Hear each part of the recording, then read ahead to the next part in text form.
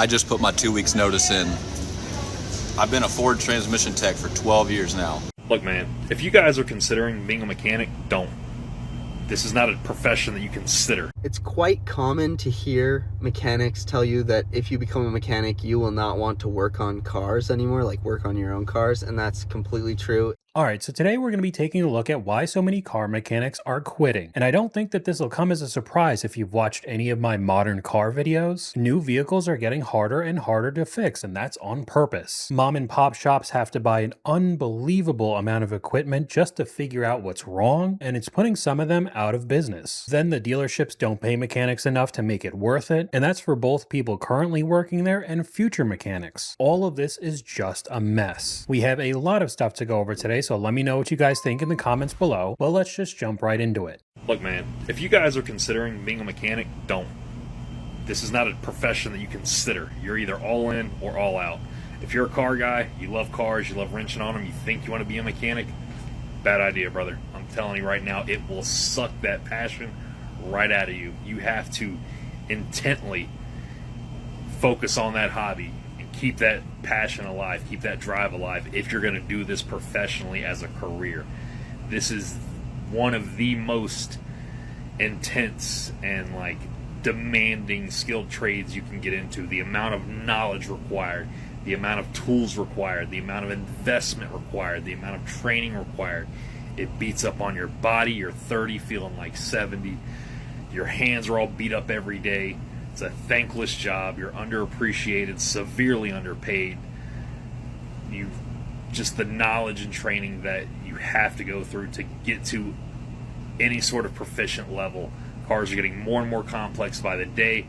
They're no longer just, four wheels and an engine. It's 42 computers on board, and you're more of a software engineer than you are a mechanic.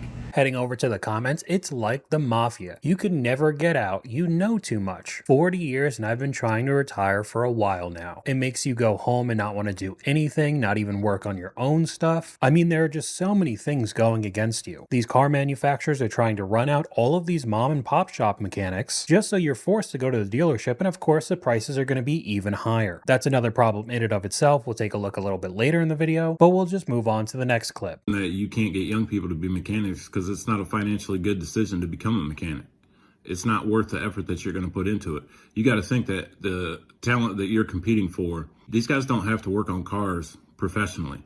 You can go home and work on cars in your spare time and be perfectly happy with it. Guys whose talent you're competing for, they have a lot of options. They don't have to work on cars. They can go be forklift mechanics or heavy equipment mechanics, or they can work on automation. They can do a lot of shit, man. They don't have to be auto mechanics. If you go work at a dealership, you got to think, when you're starting out, you're making less money per hour. You don't have any experience, so you can't get the jobs done in book time. And on top of that, you're spending a load of money on tools on top of the student loan debt that you already have. So why am I going to go work in a dealership that's going to treat me like shit, not give me any training for probably a year or two?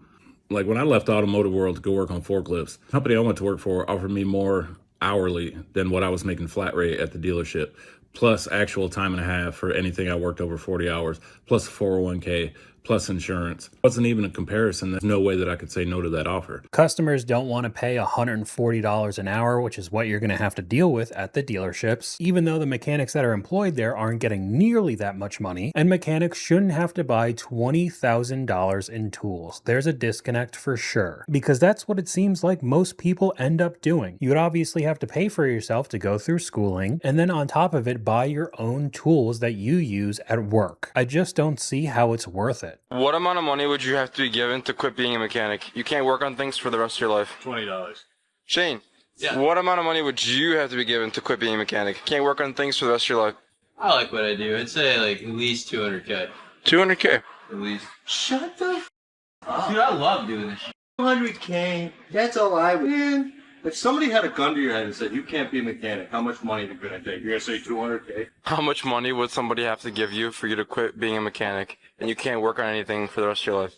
Give me $20, I'll be out this so fast. You couldn't even catch me. Zach, how much money would you have to be given to quit being a mechanic? You can never work on stuff ever again. Enough to pay off my tool bills. That's about it. Probably like 30 grand and I'm done. So basically all of them except one just wanted out. The last guy still has to pay off all the tools that he bought, and even the one who said 200K. I don't know if he's got something else lined up, because that would not last you the rest of your life. So, as a mechanic, Monday to Friday, you bust your butt off, then the weekend comes. So what happens on the weekend? A lot of us need an entire day just to recover from the week. And a lot of people will not understand this. This is just something tradespeople will understand. For people who don't know, like when your husband or something comes home and they sit on the couch and they're staring into oblivion, it's because they're burnt. Mechanics, tradesmen, we all burn out, and you might not have the energy to shower or talk or do anything, and it accumulates. So by the time the weekend comes, you need an entire day just to reset and recover. And for a lot of us, that isn't even an option, especially if you have a family, your kids, you have things to take care of, house chores. It's tough. So would this be something that you'd want to do for the next 40 years of your life? I also can't imagine what type of technology is going to be in vehicles for the next 40 years. I mean, we could go and take a look at the next clip. They are built to be scrapped and not repaired. We're not that far removed from having trucks like this that were so simple to repair. That headlight comes in, goes out. All these switches in this panel can all be replaced. This is all separated. On this door panel, everything is one piece. Everything is one piece. You break those switches, new door panel. You break that window switch, new door panel. You scuff this up, new door panel. You mess this up, new door panel. You did what I did. You break this, new door panel. So what I did is I first replaced my door panel with a used one. Then I thought I would salvage my good parts off my old door panel to see if I could save them. You can't. This speaker grill right here, I had to cut out. Look at how they fasten it in. That's all riveted into place. You have to cut out the rivets to replace the speaker grill. Problem is though, you can't get to it without cutting up stuff. The door handle up here, I broke this little piece right here, right? You can't get this out without undoing all those rivets. So I thought I'd buy a used one, then take all my good parts, put it on the used one, and it turns out you can't do that. So I went ahead, should have just ordered a new door panel from the beginning. And this is on one single door. Imagine what the entire car looks like. And this has got to be your job day in and day out for decades, while you're also being severely underpaid, might I add. Going over to the comments, somebody just says planned obsolescence. Exactly. The irony is that they're making cars to be better for the environment, but they get sent to the junkyard in 8 years. Just so you have to go right back over to the dealership and buy even more from these companies. The auto industry learned from the home appliance industry and didn't lower prices. They make a very good point there. Everybody complains about washers and dryers and fridges not being great, but still, regardless, people keep on buying. You guys want to know why technicians are leaving? Because to do a heater core job like this, if the customer was paying, the tech would get paid 8.3 hours. But if Ford's paying the tech, they only get 4.9 hours. How does that make any sense? So that's just one of the examples of how you're getting screwed by working at a dealership. And that also means you can't make any mistakes or take a longer time running diagnostics because you will not be getting paid for that time. Now, if the technician takes it out in 3 hours, he still gets paid for the full 6.5. But if it takes him 8 hours to get this axle out, let's say it's rusted, it's crappy, whatever else, unfortunately, he's still only going to get paid the 6 hours. Now, typically, this is usually a great way for mechanics to make a lot of money. Back in the day, I remember doing like head gasket jobs, getting like 13, 14 hours and knocking it out in a little less than a day. And that was a great thing. And so you're making all this extra money. But now cars are becoming so insanely electrical. The diagnosis is what kills everything. So even like this car, I'm going to show you over here. This is a G-Wagon we're taking apart, and it literally has 7 computers back here. Control the navigation, the stereo system, the self-leveling system, all kinds of crazy stuff. But just imagine if you have a short and you have literally 3 pounds of spaghetti to double check and go through. How do you know which one's wrong, which one's bad? And most times they only pay you maybe a half hour or an hour for diag. That's not enough. I quit because I wanted a job, learn the trade, spend $20,000 to $50,000 in tools, and only making $60,000 a year. Yet working at FedEx, you can make $70,000 to $100,000. And shop owners expect techs to know how to work on every car that rolls in, but it's truly amazing how many examples like this are online where you have to do an unbelievable amount of work just to fix one little thing. This is why people don't want to be technicians anymore, and they're tired of this bullshit. You gotta do all this. You gotta take all this out. You gotta take all that out. Just so you can change the one little bolt right there on the bottom. You gotta do all that just so you can change one bolt right there. This thing. That car. They don't want backyard mechanics. They want us to spend the cost of an entire car just to fix one thing so they could get more money. Another person saying something similar, they just don't want people to actually repair them. It's like phones, they just want you to buy a new one. John, what is the worst modern car to work on? I don't know. A lot of the Volvos are pretty hard to work on.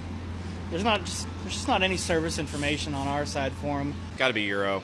It's got to be. I would tell you VW Group. Even though I like working on them, Jaguar's another one. They can be pretty complex, but everything's shifting towards that, man. Everything's got a turbo. It's got a ton of vacuum lines. They got electric water pumps everywhere. So here pretty soon, like that's like the standard for just about everything. So Honestly, a lot with like the Chevys that have the Ecotech motors in them, they always run into all kinds of issues. We see a lot of Ecotechs here as well.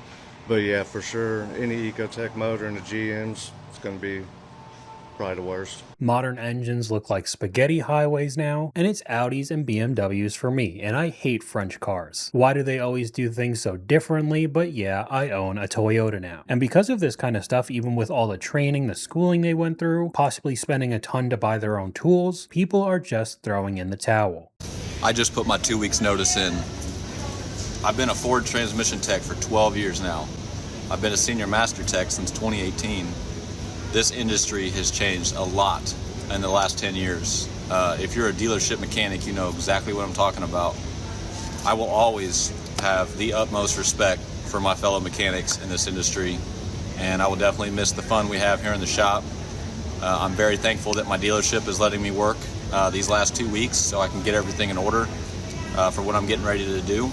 I did auto repair for 29 years and walked away. Congratulations, I've worked for dealerships for over 25 years and noticed a huge change in how they pay their mechanics, and the vehicles get harder to diagnose with all the electronics. If all of these people are saying how much things have changed in the last 10 years, I can't imagine what 10 or 20 years down the road's going to look like. If the automotive industry doesn't change big time, there'll be no techs. And that's a pretty good transition into the next one. This morning when I woke up, there were 6,000 bays in our dealerships with no technicians. So can't get my car fixed. Nope. 2 weeks. Average wait is 2 weeks. Not because we don't have the parts, we don't have the mechanics. Factory workers, construction workers, farmers, all the people that move things, truck drivers, rail workers, and people fix things. Plumbers, electricians, HVAC, all the people that basically work with their hands. Why is there a shortage of these workers? Well, it's a complicated problem, but there is, let's put it that way, literally 1 million openings right now. Technicians in dealerships working on cars.